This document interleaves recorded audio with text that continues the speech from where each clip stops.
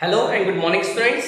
तो आज हम अपनी इस वीडियो में फिर से बिजनेस स्टडीज के chapter number first nature and significance of management की केस स्टडीज क्वेश्चन को सॉल्व करने वाले हैं।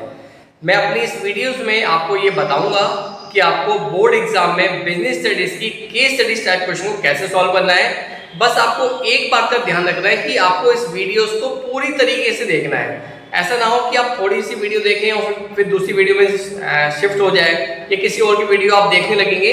तो आपको केस स्टडीज का जो फुल एक्सप्लेनेशन है, जो बात मैं आपको बताने वाला हूँ, वो बात आपको समझ में नहीं आने वाली है।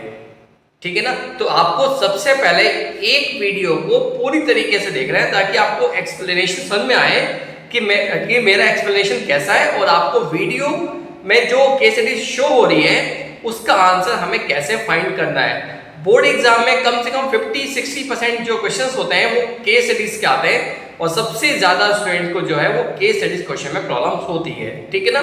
तो चलिए अब हम अपने क्वेश्चन को स्टार्ट करते हैं।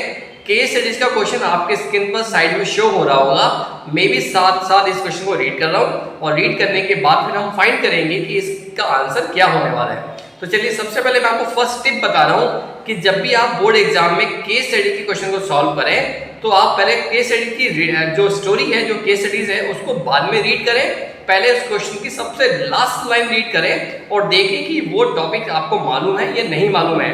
अगर आपको वो टॉपिक मालूम है तो एक बार जल्दी से हम उस टॉपिक को रिवाइज करते हैं और उसके बाद फिर हम इसके आंसर को फाइंड करेंगे। तो चलिए सबसे पहले आपके सामने शो हो रहा है तो मैं भी इस क्वेश्चन को रीड कर रहा हूँ और केस स्टडी का जो क्वेश्चन की जो लास्ट लाइन लिखी हुई है वो लिखी हुई है, identify and explain the objectives of management discussed above.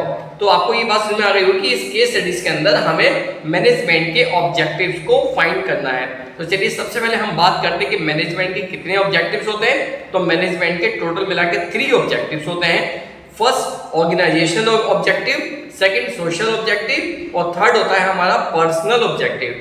जब हम अपने बिजनेस के प्रॉफिट के बारे में, अपने बिजनेस के एक्सपेंस के बारे में, हम अपने बिजनेस के गेन के बारे में, कहने का सेंस ये कि हम अपने प्रॉफिट, अपने लॉस, अपने सेल्स, अपने इनकम के बारे में बात करते हैं। जब हम अपने ऑर्गेनाइजेशन के बारे में बात करते हैं तो उसको बोला जाता है ऑर्गेनाइजेशनल ऑब्जेक्टिव।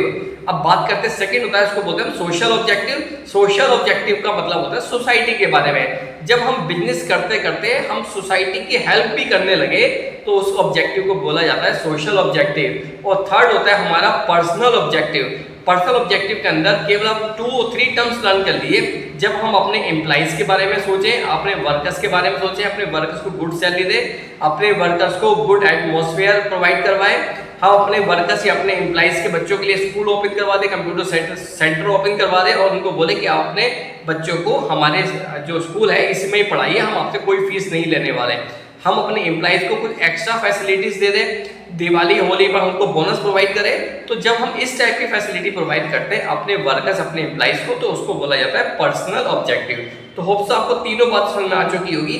जब हम अपने ऑर्गेनाइजेशन के बारे में सोचते हैं तो उसको बोला जाता है ऑर्गेनाइजेशनल ऑब्जेक्टिव। जब हम सोसाइटी के बारे में सोचेंगे तो उसको बोला जाता है सोशल ऑब्जेक्टिव। और जब हम केवल अपने एम्प्लॉइज और अपने वर्कर्स के बारे में सोचेंगे तो उसको बोला जाता है पर्सनल ऑब्जेक्टिव। तो होप्स आपको तीनों ऑब्जेक्टिव्स क्लियर हो चुके होंगे।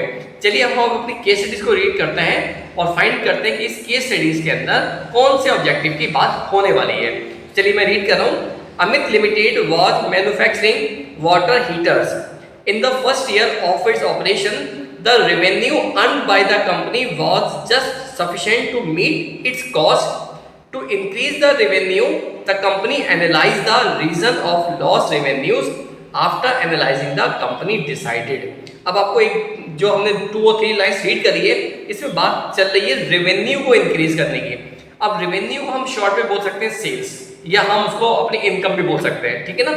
तो कहने का सेंस ये कि जो कंपनी है to increase the revenue, company अपने रेवेन्यू को इंक्रीज करना चाहती है और साथ में इस बात को भी एनालाइज करने वाली है कि जो हमारा रेवेन्यू कम हो रहा है उसके पीछे रीजन क्या है।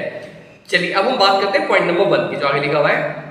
After analysis the company decided, number 1, to reduce the labor cost by shifting the manufacturing unit to a backward area where labor was available at a very low rate. तो अब आपको इस केस स्टडीज में एक बात तो clear हो चुकी होगी कि जो कंपनी है वो अपने रेवेन्यू के बारे में बात कर रही है, कंपनी अपने प्रॉफिट के बारे में बात कर रही है, कंपनी अपने सेल्स के बारे में बात कर रही है। इसका मतलब इसका एक ऑब्जेक्टिव तो इजीली फाइंड हो चुका। तो इसका फर्स्ट ऑब्जेक्टिव हो गया ऑर्गेनाइजेशनल ऑब्जेक्टिव, क्योंकि इस क्वेश्चन के सबसे लास्ट में लिखा हुआ है कि हमें ये बताना है कि जो company identified and explain the management objectives of the management. हमें इस केस स्टडीज के अंदर मैनेजमेंट के ऑब्जेक्टिव्स बताने हैं। तो पहला ऑब्जेक्टिव तो हमें इजीली फाइंड हो गया, इसके अंदर फर्स्ट ऑब्जेक्टिव हो गया ऑर्गेनाइजेशनल ऑब्जेक्टिव, क्योंकि कंपनी इसमें अपने रेवेन्यू के बारे में सिर्फ बात कर रही है। चलिए पॉइंट नंबर सेकंड की बात करते हैं। क्या लिखा हुआ है? To start manufacturing solar water heaters and reduce the production of electric water heaters slowly. अब सेकंड कंपनी ने क्या यूज करा? To start manufacturing water solar system, ठीक है ना। तो कंपनी ने सेकंड क्या स्टार्ट किया? सोलर सिस्टम को स्टार्ट करा। तो अब पॉइंट नंबर 1 और पॉइंट नंबर 2 को एक बार आप फिर से रीड करिए। पॉइंट नंबर 1 में लिखा था to reduce the labour cost by shifting the manufacturing unit to a backward area. Company ने क्या करा? कंपनी ने अपने कॉस्ट को रिड्यूस करने के लिए अपनी कंपनी को कहां पर शिफ्ट कर दिया? बैकवर्ड एरिया में शिफ्ट कर दिया। और बैकवर्ड एरिया में इसलिए शिफ्ट करा है क्योंकि वहां पर जो लेबर है, वहां की जो वर्कर्स है वो कम रेट में हमें मिल जाती है। अगर आप अपने सिटीज में किसी वर्कर को हायर करेंगे तो 500-600 चार्ज करते हैं, लेकिन अगर आप किसी गाँव से किसी बैकवर्ड एरिया से किसी पर्सन को हायर करते हैं तो पर डे के हिसाब से वो 300-400 में काम कर देता है। तो कहाँ 600 में खर्च हो रहे हैं, कहाँ 300 में काम हो जा रहा है। इसका मतलब कंपनी ने अपने प्रॉफिट के बारे में, अपने कॉस्ट को रिड्यूस करने के बारे में सोचा है। तो ये हो गया हमारा ऑर्गेनाइजेशनल ऑब्जेक्टिव। चलिए फर्स्ट पॉइंट क्लियर हो गया। अब सेकंड पॉइंट बेटा, इसमें आप सर्च करोगे तो आप जरा ध्यान से सोचिए, कंपनी ने अपनी फैक्ट्री को कहां पर शिफ्ट कर दिया? बैकवर्ड एरिया में शिफ्ट कर दिया। और जब कंपनी ने बैकवर्ड एरिया में कंपनी शिफ्ट होती है, इसका मतलब होता है जो वो बैकवर्ड एरिया है वो ऑटोमेटिकली डेवलप होना शुरू हो जाएगा। आप समझ रहे हैं ना? अगर किसी गांव में आप फैक्ट्री लगा दो तो वहां के लोगों को जॉब मिल जाएगी, वहां के जो अनएम्प्लॉयमेंट है वो रिड्यूस हो जाएगा। जब आप फैक्ट्री गांव में लग जाएगी या किसी बैकवर्ड एरिया में लग जाएगी तो वहां पर आने जाने के लिए ट्रांसपोर्ट का यूज होगा, तो वहां पर ट्रांसपोर्टेशन की डिमांड बढ़ जाएगी, वहां की रोड ऑटोमेटिकली अच्छी हो जाएगी। तो इसका मतलब वहां पर जो बैकवर्ड एरिया उसका भी डेवलपमेंट होना शुरू हो जाएगा। इसका मतलब ये हुआ कि जो कंपनी है वो अपने रेवेन्यू के साथ साथ अपने बैकवर्ड एरिया को भी डेवलप करना चाह रही है। तो इसका मतलब अब कंपनी जो है वो किसके बारे में बात करने वाली है? सोसाइटी के बारे में बात कर रही है। तो इसका जो सेकंड ऑब्जेक्टिव हो गया वो हो गया social objective.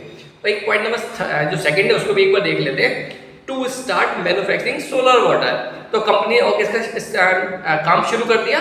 Solar water system को जो था यूज करना स्टार्ट कर दिया। तो इसका मतलब भी जब भी हम कंपनी जो है वो सोलर सिस्टम का यूज करती है तो वो भी इनडायरेक्ट वे में सोसाइटी की ही हेल्प करती है, एनवायरनमेंट को के लिए हेल्प करती है। इसका मतलब फर्स्ट और सेकंड पॉइंट दोनों ही किसके बारे में इंडिकेट कर रहे हैं? सोसाइटी के बारे में इंडिकेट कर रहे हैं। तो बच्चों इस पूरी केस स्टडीज के अंदर फाइनली हमें 2 ऑब्जेक्टिव्स फाइंड हो गए। पहला हो गया ऑर्गेनाइजेशनल ऑब्जेक्टिव और सेकंड हो गया हमारे पास इसके अंदर सोशल ऑब्जेक्टिव।